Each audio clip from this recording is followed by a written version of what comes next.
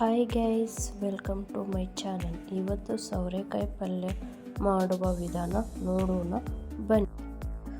ಒಂದು ಕಡಾಯಿಯನ್ನು ಬಿಸಿ ಮಾಡಿ ಅದು ಬಿಸಿಯಾದ ಮೇಲೆ ಒಂದು ಸ್ಪೂನ್ನಷ್ಟು ಎಣ್ಣೆ ಹಾಕಿ ಅದಕ್ಕೆ ಎಣ್ಣೆ ಕಾದ ಮೇಲೆ ಅದಕ್ಕೆ ಸಾಸಿವೆ ಮತ್ತು ಜೀರಿಗೆ, ಚಿಕ್ಕದಾಗಿ ಕಟ್ ಮಾಡಿಕೊಂಡಿರುವ ಮೆಣಸಿನಕಾಯಿಯನ್ನು ಸೇರಿಸಬೇಕು.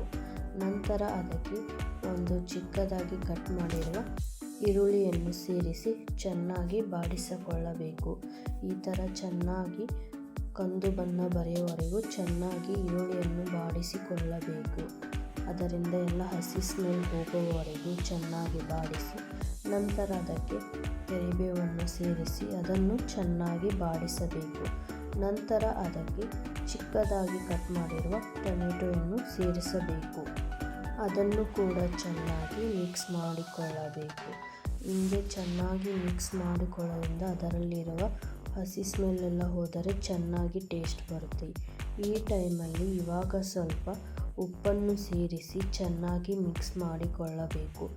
ಈ ಥರ ಮಾಡಿಕೊಳ್ಳೋದ್ರಿಂದ ಟೊಮೆಟೊ ಸ್ಮೂತ್ ಆಗುತ್ತದೆ. ನಂತರ ಅದಕ್ಕೆ ಸಿಪ್ಪೆ ಮತ್ತು ಬೀಜ ತೆಗೆದು ಚಿಕ್ಕದಾಗಿ ಕಟ್ ಮಾಡಿಕೊಂಡಿರುವ ಸೌರೆಕಾಯಿಯನ್ನು ಸೇರಿಸಿ ಚೆನ್ನಾಗಿ ಮಿಕ್ಸ್ ಮಾಡಬೇಕು. ಈ ಸೌರೆಕಾಯಿ ಅದರಲ್ಲೇ ಎಣ್ಣೆಯಲ್ಲೇ ಬೇಯೋ ಹಾಗೆ ಚೆನ್ನಾಗಿ ಮಿಕ್ಸ್ ಮಾಡಬೇಕು.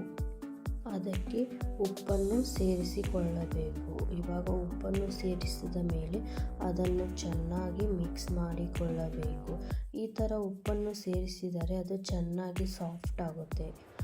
ಆದ ಕಾರಣ ಅದಕ್ಕೆ ಇವಾಗ ಉಪ್ಪನ್ನು ಸೇರಿಸಿ ಅದಕ್ಕೆ ಚಿಟಿಕೆ ಅರಿಶಿನ ಮತ್ತು ಚಿಟಿಕೆ ಗರಂ ಪೌಡರ್ ಮತ್ತು ಒಂದು ಚಿಟಿಕೆ ಧನಿಯಾ ಪೌಡರನ್ನು ಸೇರಿಸಿ ಚೆನ್ನಾಗಿ ಮಿಕ್ಸ್ ಮಾಡಿಕೊಳ್ಳಬೇಕು.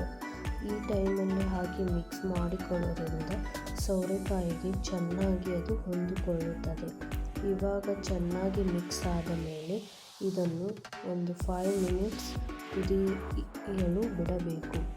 ಈ ಥರ ಕುದಿಯಲು ಬಿಟ್ಟ ನಂತರ ತೆಗೆದು ನೋಡಿ, ಅದು ಸಾಫ್ಟ್ ಆಗಿರುತ್ತೆ. ಚೆನ್ನಾಗಿ ಒಮ್ಮೆ ಚೆಕ್ ಮಾಡಿ ಕಾರಣ ಅದು ತಳ ಹಿಡಿಯುತ್ತಾ ಅಂತ ಆವಾಗ ಚೆಕ್ ಮಾಡಬೇಕು. ನಂತರ ಅದಕ್ಕೆ ರುಚಿಗೆ ತಕ್ಕಟ್ಟು ಖಾರವನ್ನು ಸೇರಿಸಬೇಕು. ಸೇರಿಸಿ ಚೆನ್ನಾಗಿ ಸೌರೆಕಾಯಿಗೆ ಹೊಂದಿಕೊಳ್ಳೋ ಹಾಗೆ ಮಿಕ್ಸ್ ಮಾಡಬೇಕು. ಈ ಥರ ಚೆನ್ನಾಗಿ ಹೊಂದಿಕೊಂಡರೆ ಟೇಸ್ಟ್ ಸಖತ್ತಾಗಿ ಬರುತ್ತೆ. ಆದ ಕಾರಣ ನೀವೇನೇ ಮಾಡಿದ್ರೂ ಚೆನ್ನಾಗಿ ಮಿಕ್ಸ್ ಆಗುವವರೆಗೂ ಚೆನ್ನಾಗಿ ಅದನ್ನು ಕಲಸಬೇಕು. ನಂತರ ಅದಕ್ಕೆ ಸ್ವಲ್ಪ ನೀರನ್ನು ಹಾಕಿ ಚೆನ್ನಾಗಿ ಮಿಕ್ಸ್ ಮಾಡಬೇಕು. ಇದರಿಂದ ಸ್ವಲ್ಪ ಸ್ಮೂತ್ ಆಗುತ್ತದೆ. ಜಾಸ್ತಿ ನೀರು ಹಾಕಲು ಹೋಗಬೇಡಿ. ಆವಾಗಲೇ ಎಣ್ಣೆಯಲ್ಲಿ ಬೇಯಿಸಿದ್ದೇವೆ. ಇವಾಗ ಸ್ವಲ್ಪ ನೀರು ಹಾಕಿ 1-2 ನಿಮಿಷ ಮುಚ್ಚಿ ಕುದಿಸಿದರೆ ಸಾಕು. ನಂತರ ಈ ಥರ ಎಣ್ಣೆ ಮೇಲುಗಡೆ ಬರುತ್ತೆ. ಒಂದು ಸಾರಿ ಚೆನ್ನಾಗಿ ಮಿಕ್ಸ್ ಮಾಡಿ ನಂತರ ಅದರ ಮೇಲೆ ಮುಚ್ಚಿ ಮತ್ತೆ 1-2 ನಿಮಿಷಗಳ ಕಾಲ ಕುದಿಸಿ ಚೆಕ್ ಮಾಡಬೇಕು. ಅದು ಚೆನ್ನಾಗಿ ಬೆಂದಿದೆನಾ ಇಲ್ಲ ಅಂತ ಚೆಕ್ ಮಾಡಿ ನೋಡಿ. ನಂತರ ಇದಕ್ಕೆ ಕಡಲೆ ಹಿಟ್ಟು ಮತ್ತು ಸ್ವಲ್ಪ ನೀರು ಮಿಕ್ಸ್ ಮಾಡಿದ ಮಿಶ್ರಣವನ್ನು ಸೇರಿಸಿ ಚೆನ್ನಾಗಿ ಮಿಕ್ಸ್ ಮಾಡಬೇಕು.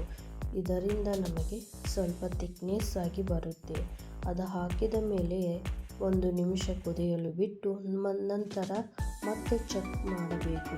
ಅದು ಚೆನ್ನಾಗಿ ಕುದ್ದಿದೆ ಅಂದ ಮೇಲೆ ಇವಾಗ ಕಟ್ ಮಾಡಿರುವ ಕೊತ್ತಂಬರಿಯನ್ನು ಹಾಕಿ ಮತ್ತೆ ಮಿಕ್ಸ್ ಮಾಡಬೇಕು. ಈ ಥರ ಒಮ್ಮೆ ಟ್ರೈ ಮಾಡಿ ನೋಡಿ. ಸೌರೆಕಾಯಿ ಗೊಜ್ಜು ಪಲ್ಯ ರೊಟ್ಟಿ ಜೊತೆಗೆ ಮತ್ತು ರೈಸ್ ಜೊತೆಗೆ ತಿನ್ನಲು ತುಂಬ ಚೆನ್ನಾಗಿರುತ್ತೆ.